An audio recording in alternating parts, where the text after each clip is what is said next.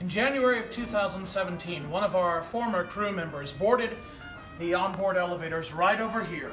She boarded them down on our deck, one deck below where we are now. When she stepped into the elevator, she said that there was no one there. But when the elevator doors closed, she looked in the reflection on the doors. She said that she saw a woman wearing a long white gown standing directly behind her. She turned around quickly. The elevator was empty. She turned back. This woman was gone in the reflection. That former crew member was the second crew member that we have lost because of an experience like that in one of our passenger elevators here. It's possible that she may have seen what we call the woman in white. A woman who's described as being very elegant, yet somewhat sad, roaming throughout the ship. She's been seen in the third-class main lounge, the first-class main lounge. We've had sightings of her in the lounge at Sir Winston's, the dining room of the Promenade Cafe, and there have also been sightings of her in some of our hotel rooms. So if any of you happen to be staying on board, have fun. We're going to continue up from here. Back in June of 2016, one of our security officers reported that when she entered this corridor at approximately 2:15 in the morning after shutting down our observation bar, she noticed a little girl standing in the middle of the hallway. She thought it was odd that at such an early hour of the morning there was a little girl unattended in the middle of our hotel corridor. As she started to approach the little girl to ask her if she was lost, she said that the little girl raised her arms as though she wanted to be picked up and then simply disappeared. The apparition of a little girl has been reported throughout the Queen Mary. So often that she even has a name. We call her Jackie. And those who have reported seeing Jackie describe her as being approximately 6 to 8 years old with curly blonde hair, usually seen wearing a pinafore over a light-colored dress. Most of the time, though, Jackie is seen in our first-class swimming pool, which many claim to be the single most haunted location on board the Queen Mary. A little more on that later. This way. Now, as we approach the 82nd anniversary of the ship's maiden voyage next month, I'd like to point out to our guests that virtually every nook and cranny has a ghost story connected to it. And that does include some of our bathrooms. For example, just behind you, the ladies' room, A deck forward. We've had ladies tell us they have encountered what appears to be the ghost of one of our captains in there, perhaps a ship's officer. Now, you may be wondering why we have a male apparition showing up inside the ladies' room. And there is a simple explanation for this. They switched the restrooms here in Long Beach. The ladies' room was originally the men's room, and the men's room originally the ladies' room. As for who this could be, many people believe it could be the ghost of Senior Second Officer William Eric Stark, who passed away on board the Queen Mary in 1949 after accidentally drinking tetrachloride, dry cleaning fluid. How do you accidentally drink dry cleaning fluid? I know. It was stored in an old gin bottle. Yes, it had not been relabeled. Officer Stark took a drink of what he thought to be gin. Turned out it was tetrachloride. Next day he was in a coma. 3 days later, Officer Stark was dead. So, that's how you accidentally drink tetrachloride on board the Queen Mary. Beware the gin. This way. We'll be walking down 3 decks to go take a little peek at the first-class swimming pool. Careful on the stairs. I'll tell you why later. So this is probably the most asked about room on board the Queen Mary, the entrance to our first-class swimming pool. Now, why is it the most asked about room on board the ship? Well, many parapsychologists believe that located in the changing rooms of our first-class swimming pool, there is a vortex, said to be a whirlpool of electromagnetic energy that acts as a portal between our world and the next. Some psychic investigators have even claimed it has allowed anywhere from 300 to 600 spirits access to the Queen Mary. We've also had a number of reported sightings inside this room. Sightings of a woman in a white tennis skirt seen walking down the stairs at the forward end of the room down to the lower deck, where she disappears behind one of the pillars. We've had sightings of a woman in a 1930s style bathing suit appear at the edge of the swimming pool, dive into it and vanish. Wet footprints have been known to materialize alongside the swimming pool. In April of 2010, while guiding a tour through this room, a guest pointed out what appeared to be wet footprints leading from the swimming pool back into the changing rooms and into one stall in particular where they simply stopped. I should also point out that our swimming pool has been drained for over 26 years now. There's no water in it. But this is the room where Jackie tends to make her presence known, that spirit of a little girl I mentioned earlier on our tour. When she does appear in the first-class swimming pool, it's usually behind one of the pillars, peeking out. We've also had reported sightings of her skipping, dancing, sometimes singing, laughing, crying inside the room. Now, because Jackie does tend to appear here in the first-class swimming pool, it has led a number of our guests to believe that she may have drowned here. But in all of our research, we have never discovered any record of anyone drowning on board the Queen Mary. So to this day, it is still referred to as a rumored drowning. We don't know the exact truth as to why Jackie is here with us on board the Queen Mary. Let's see, where do we go from here?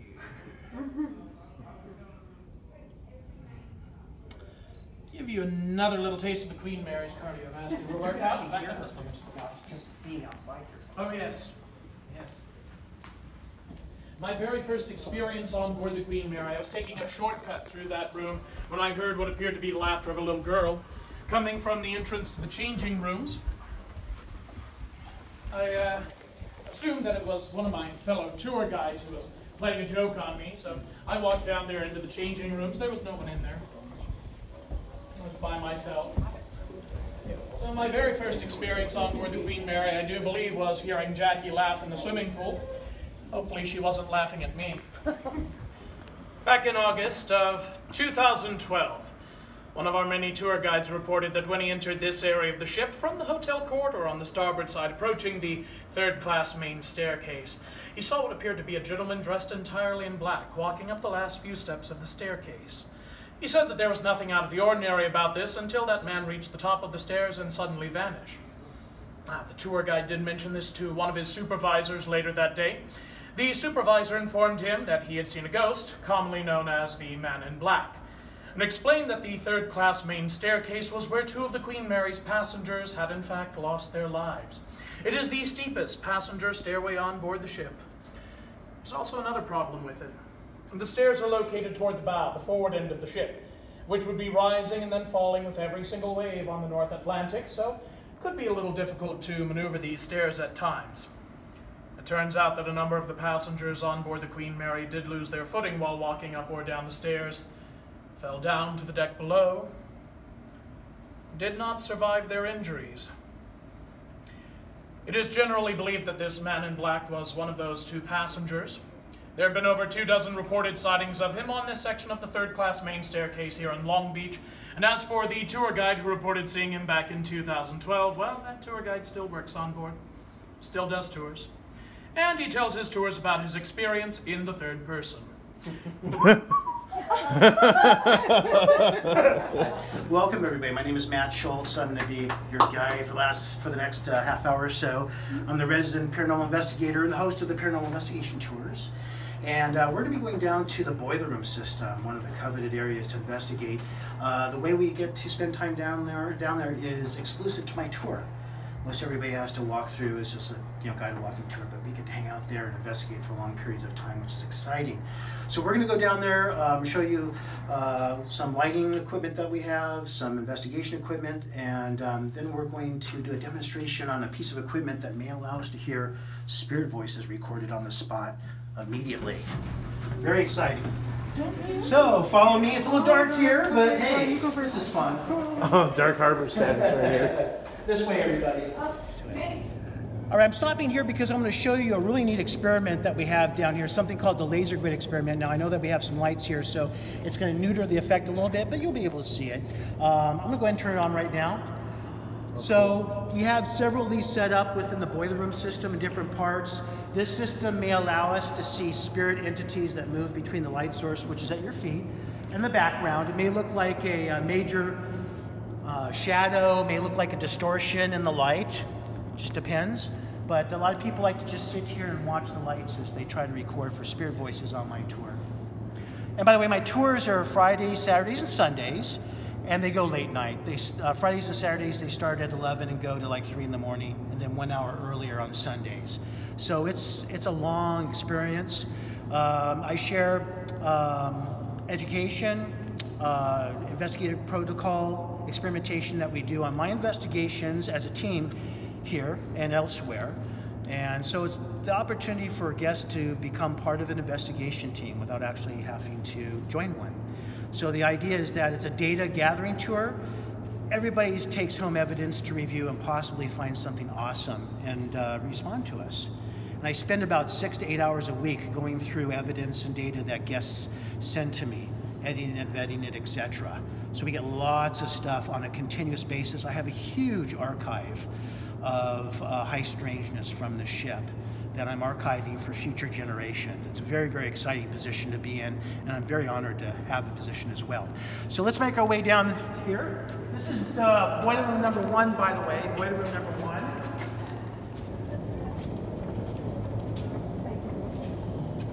Just to let you know, we have boiler rooms 3 and 4 that direction. During our tours, we get to investigate all of it. Literally a football field length of boiler room system here to investigate. So people really enjoy hanging out down here and having the run of the boiler room system. So we're gonna go through this door here. You can continue, I guess, using your lights or not. It's really up to you if you like. And if the vote is the majority, I'll turn on the white lights in there so you don't have to have your lights. It's up to you. Some people like the dark. Come on in. I prefer dark. Dark. People always ask me, well, do you ever get any evidence from the thing? And the answer is, so much that it's my favorite piece of equipment of all time. Favorite piece of equipment. I'd give up everything you see here, but keep that piece of equipment. That's how much I love it. So let me play a couple examples. Do you have a message that you'd like to give these people in the room here before we go? Do you have something you'd like to say?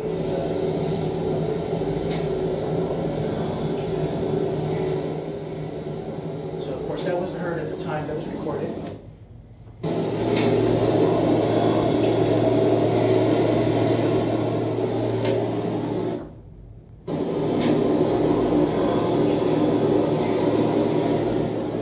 So critics will go, come on, Matt, that was just somebody in the group whispering. Well, I defy anybody in my groups to try to fake that. Whisper that loud enough so it gets on my recorder and not have your neighbor go. It's impossible in an intimate group to do something like that. Back before they did some renovation work, I had 3 white folding chairs here that I also reserved for the ladies. I let the ladies have a bench too. And we had 3 ladies sitting there. We had a nice group of people, probably about as many as we have here. They were sitting down, and I asked the question, do you have something you want to say to my friends? They'd love to hear from you. Another closer, right? Well, right above their heads, we started hearing knocking in the rhythm of a heartbeat. Just like that. And I invite you, when you exit, to see where this room is built on. It's built on a platform in the middle of a pit, away from the catwalk system. You try to reach beyond your natural reach over the railing and you'll be falling into that pit and will be seen in the hospital. And you'll see what I mean by just looking. It's impossible for anybody to be knocking on the walls, back walls or side walls. We have that. Heel-toe footsteps. I record on the ceiling. So I go running out the door. I want to see what's going on. And guess what I saw on the other side? You know the story, nothing, right? Well, while I was out there, over here, that's as far as I could go, this direction, I could only peek over. Everybody in the room heard a male voice right above the ladies' heads say, get out, like that, yeah. And you'll hear their reaction. And I'm completely oblivious to it when I come back in, and you know, so it's a great recording. The first get out you'll be able to hear, the second get out you'll hear how this works with the repeat, and it competes with that repeat a little bit, but you'll be able to hear it if you listen carefully. All right, so here we go. All right. You know, these people would love to hear from you. Do you have some kind of message or something that you'd like to say to them before we go?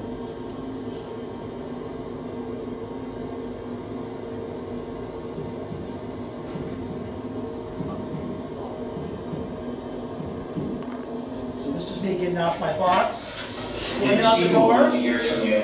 Do you have some kind of message or something that you'd like to say to them before we go? That's the repeat. Here it comes. Right now. One more. Get out. I heard something get out. Oh, really? Yeah, I think. Okay, we're good. So we talked about that for the next 5 hours. That was, Yeah. that was a disembodied voice. Everybody heard that live in real time. With We're ready finally to go into the area that this whole celebration is all about, and that's B340. And so I'm not going to say too much here because I want to get you in the room and let you experience it for yourselves. So if you'd follow me this way. You're sure you want to do this? Yes. Is everybody sure? A show of hands. Okay, all right. Well, I want you to know I experience a vertigo every time I go into this cabin. I've had it on and off tonight until I'm feeling the effects of it even now. But please, welcome to B340. On my behalf and on the behalf of our unseen guest, I welcome you.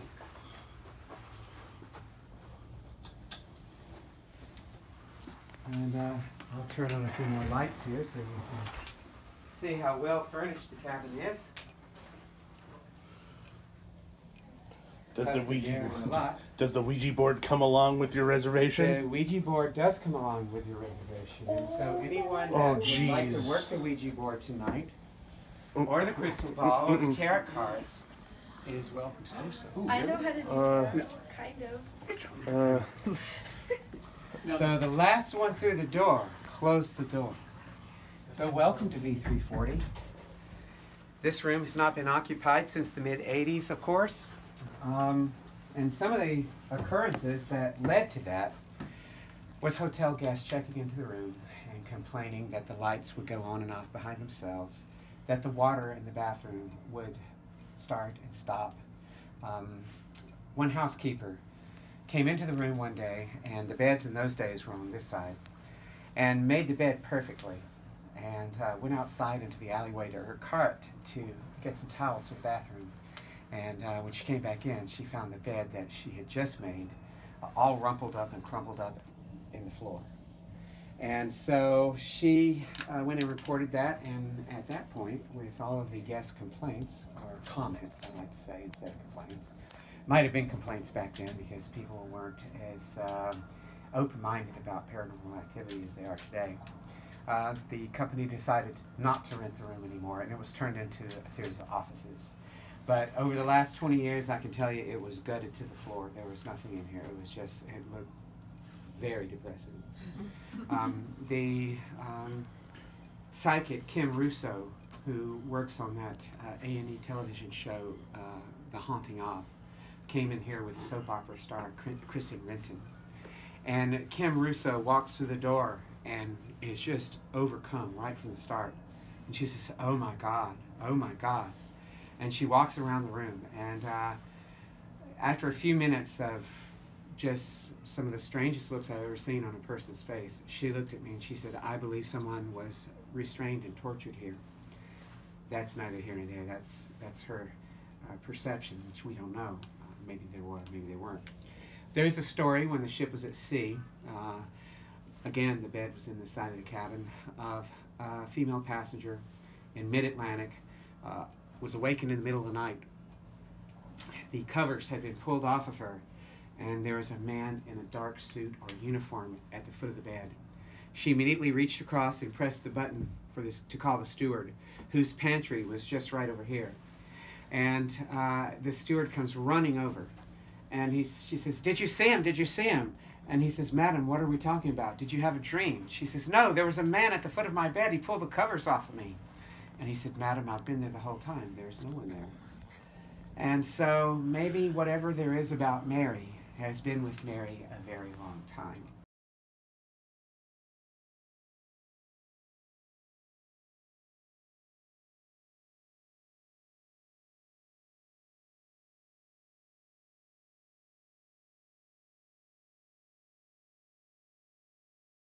And so, well, here we are. What do we talk about? I mean, do we know what's in B340? Absolutely not. Do I feel vertigo right now? Yes, I do.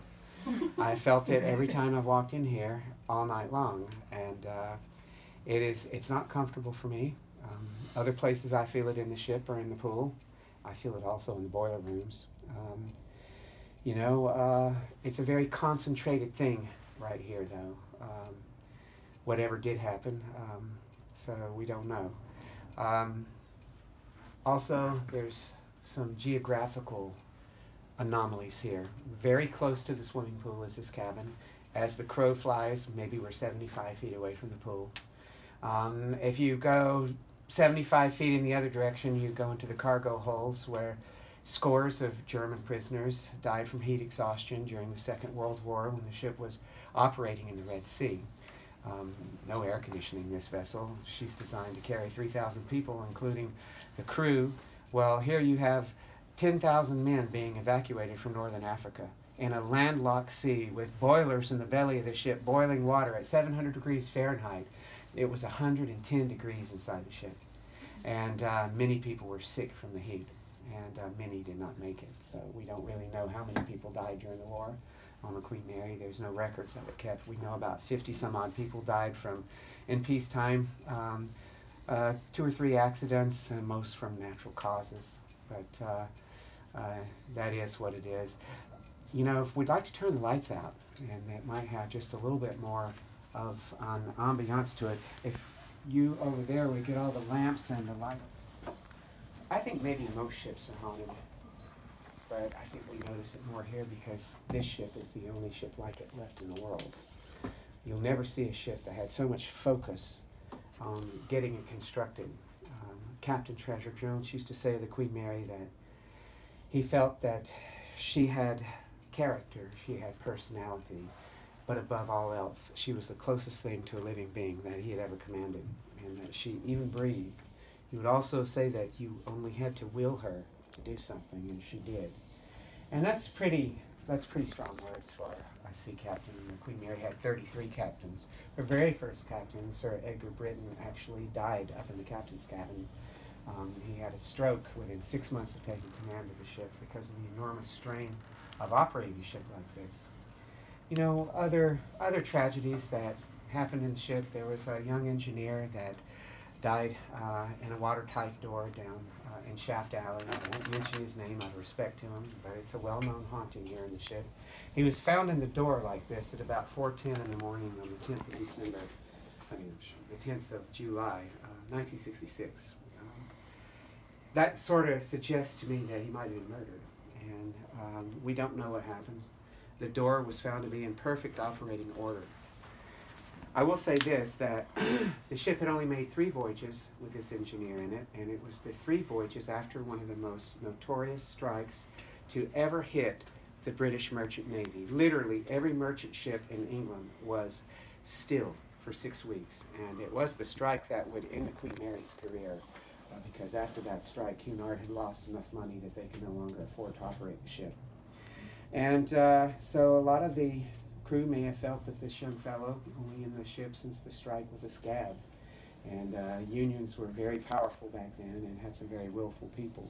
So there are a lot of you know, people with a lot of different thoughts on that. Some people think he was playing chicken with the door. I can tell you, no one would play chicken with a 2-ton door collision. Well, the Queen Mary was involved in a collision in 1942 with HMS Curacao. The cruiser had come out to meet the Queen Mary in the Irish Sea and escort her into Scotland. The cruiser, not conforming to the Queen Mary's zigzag, was drawn by the suction of the bow wave in the Queen Mary under the ship's bows and split in half. 338 men of the Royal Navy were either crushed, boiled by the steam in their boilers when they exploded, or chopped up in the Queen Mary's propellers. The rest of them that died in a burning sea, probably ingesting burning oil. So it was a horrific death for all of them. But as I was giving this tour that day, which is the point of impact for that collision, I began to hear breathing from the other side of the bulkhead. And at first it was very faint. I thought I was hearing things. And then slowly it became louder and more audible. And I finally just stopped talking and I looked at my guest and I could see in their eyes the fright. And I knew that they were hearing what I was hearing. And I was feeling it going down the back of my neck. You should have seen 3 adults clamber up 12 decks and sit on a bench under a lifeboat and wonder what has happened to them. I have never had anything like that happen to me before or since. Well, I can't say since because I've heard the breathing since, but never before. And so that was where it began. And before that, I never believed in ghosts. And I'm not sure that I know that I still believe that ghosts are people once lived. Maybe it's a reflection of what we were is what we see. But whatever it is here in this ship. But I've had them touch me. I've had them, I've heard one speak on the 31st of May 2011. My wife and I spent 3 nights in cabin M005 up on main deck. And about 8 o'clock in the morning, she went for coffee. And I felt my bed shake. I thought we'd had an earthquake. Because even though the Queen Mary's afloat, the gangways will jostle on the side of the vessel and it will make it shudder. As soon as it happened, I raised up, I looked around, the bed stops, and nothing in the cabin is moving. My uniform is hanging there, nothing is moving. It's just a dead silence, and it was unusually silent. And it affected me something on the inside. And at that point, I realized that something was about to happen. And I laid my head back down on the pillow, and I heard a young lady whisper into my left ear, and she said, "I'm so cold. I'm so very, very cold." I can assure you I was wide awake after that. But later on, in about August of that year, the Scottish shop, the lady that owned and ran it, found me in the main hall, and she said, "Oh, Commodore," she said, "I have a guest." And I'd never told her my story. I have a guest, and she's complaining to me that her mom's downstairs freezing to death in the cabin. Can you do something with the air for them? I said, "Sure, what number is it?" She said, M001. And I immediately knew that it was the cabin. And I went and shot that vent. And the air coming out of that vent was 74 degrees. But sure enough, Mom is blue and freezing, and we had to have them moved. People comment all the time. We have 10, 12 comments a week. We keep a ledger of cabins that we know that things, comments have been made. Lights going on and off, music, a presence felt, someone sitting next to you, they think someone's sitting next to you. Why all this in the Queen Mary? One can only know. But I think it really goes back to the ship herself having a soul. And I think carrying so many powerful people with powerful personalities. And as we do go through our lives, I'll bet we do leave a reflection of something, especially those of us that have so much determination. But there are areas of the ship that I will not go by myself. I would never stay in this cabin here. And I've stayed in the Queen Mary 1,000 times over the last 30 years probably. But I will not stay here. It's because I'm not comfortable here. I'm not comfortable here now. Others may understand it differently. Maybe what's in here might be more compatible with somebody else. We don't know. We don't understand spirits. But we're close to the pool. The pool is known. The dressing rooms in the pool are known to be a vortex into another universe. Or at least so Matt Schultz and psychics like Matt, Erica Frost, Peter, what was his name? I can't remember his name. Peter James. Peter James, thank you. Peter James commonly talked about the ghost in the ship. And, we didn't talk too much about it in the 80s, in the early 90s, because people really were afraid. But I think that we live in a time to where I think all of us are somewhat fascinated with stuff that we don't understand. And we want to know more. And I don't know if we'll ever know, but we might. Does anyone feel any vertigo or anything at all? Feel a little queasy, to be I was honest. gonna say I feel queasy too. A little queasy. Like when I came over and stood in this corner. Anger. That's what Kim Russo felt. Kim Russo felt anger and tragedy. I know I'm not comfortable. I've never been comfortable. Like throw uppy? Yeah, I feel throw uppy. Yeah. I feel a sharp pain in my chest. Like really almost like it's like penetrating, like a sharp pain in my chest, and I feel like really sad. Are you ultra sensitive to spirits? I mean, I'm not sure. Yeah. Well, you're younger, and I think that the younger you are, the more in tune with the spirit world you are, because you don't have as much luggage. As we grow no, seriously, as we grow up, we mature in ways. I mean, I know this sounds crazy, and I don't want to take this back into something crazy, but as a child, I had awareness at a very young age. And being raised in the South, I can remember lying in my bassinet and seeing an Indian in a loincloth walking up and down and looking at my mom and dad and I. My mom and dad would be in the bed sleeping. But, I don't see things anymore, but I saw that, and I saw it over and over, so I know it wasn't my imagination. Well, just remember, there is something about Mary, but I've never had a truly negative experience in the ship. I'm uncomfortable in here. There are places I don't like to go by myself. But all throughout her life, she was known as a happy ship. She was beloved more than any other ship in the fleet by her crew and passengers alike. So I hope that you'll take a bit of this legend and lore and allow the Queen Mary place in your heart and share her with others. And so that way something so magnificent will be here for so many years to come. Thank you. Thank you.